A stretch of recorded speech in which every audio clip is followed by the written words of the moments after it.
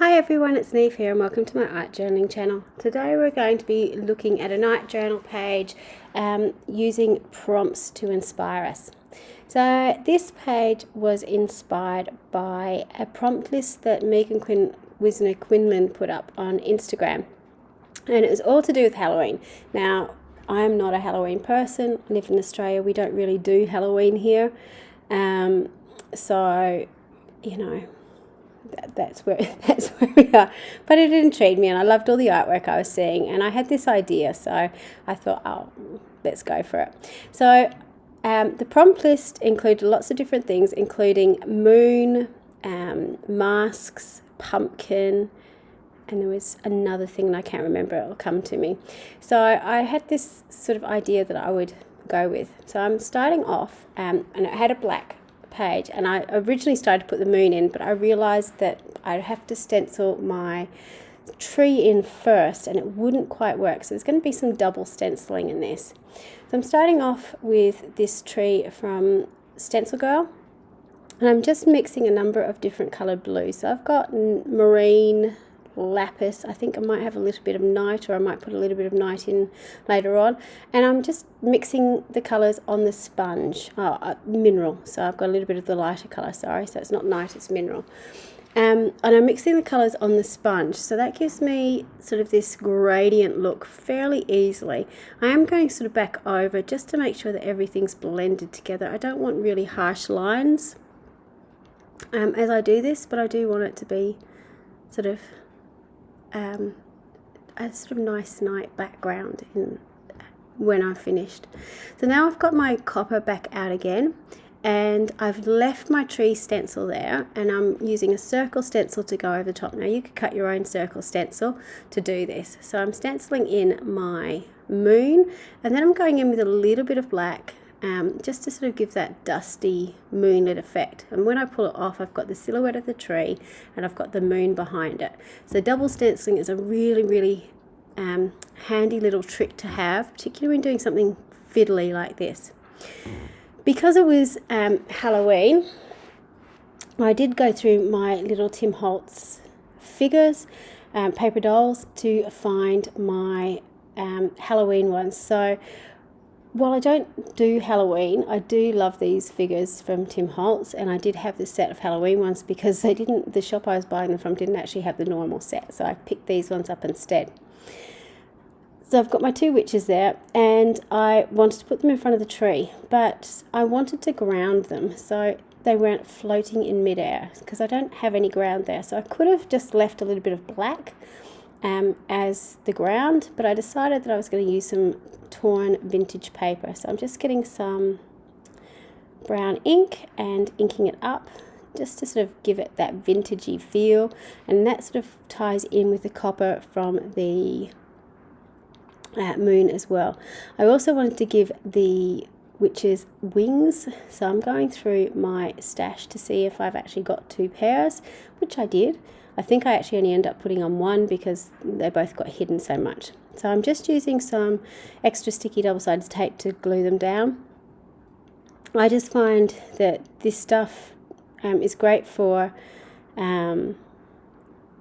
transparencies, because it really doesn't shift. Sometimes when you try and glue down transparencies, the glue takes a little while to set, so things can shift really easily. So I find that using double-sided tape helps a little bit with that.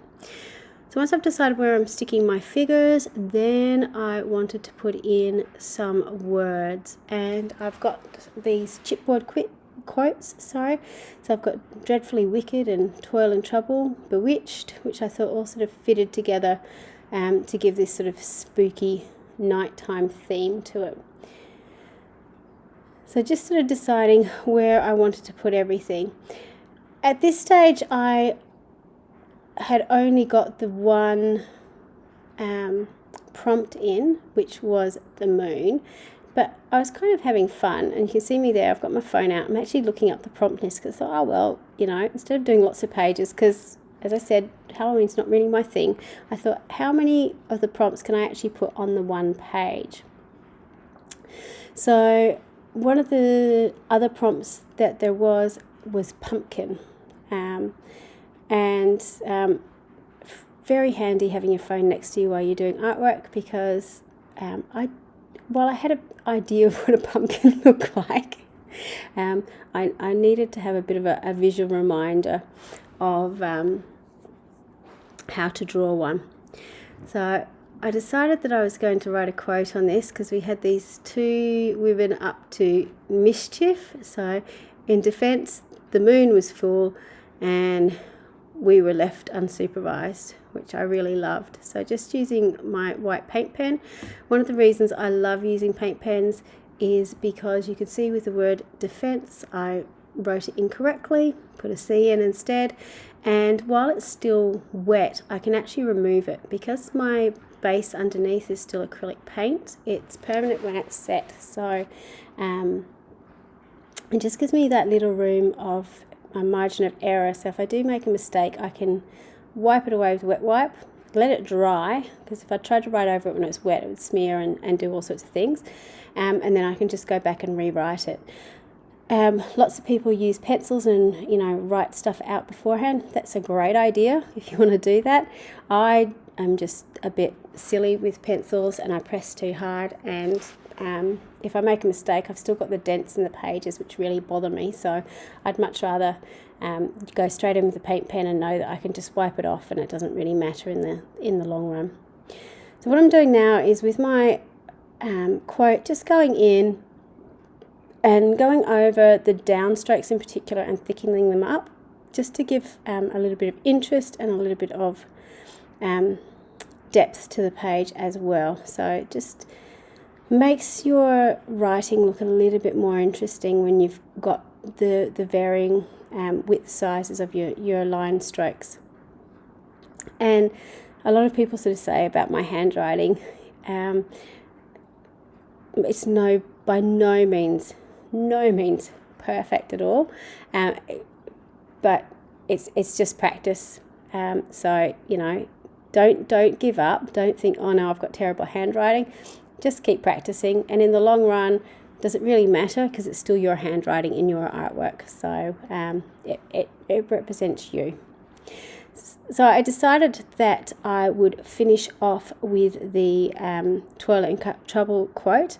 I ended up drawing up my little pumpkin on some gel printed orange paper and just used a Stabilo oil pencil to draw in the detail.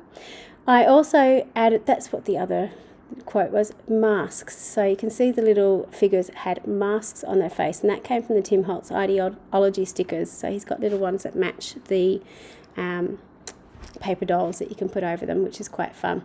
So I hope you enjoyed this. If you ever get stuck for ideas, work off of prompt lifts. It's a really great way to inspire you to get some work done in your journals.